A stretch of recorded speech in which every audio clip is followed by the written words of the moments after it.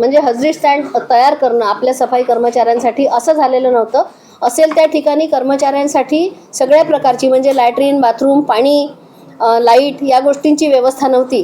तर हे मात्र महानगरपालिकेत यावेळच्यापासून आपण निश्चितपणे सर्व ठिकाणी जिथे जिथे हजरी स्टँड आहे सफाई कर्मचाऱ्यांचं ते त्यांच्या सुविधेच्या दृष्टीने अद्ययावत असेल याची पण व्यवस्था करू.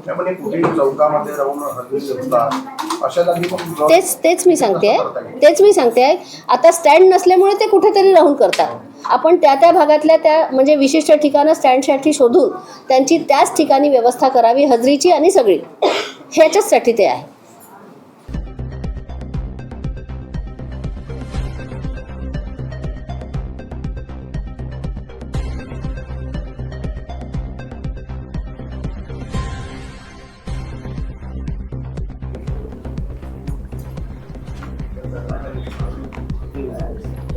अजूनही महिलांसोबत झालंय असं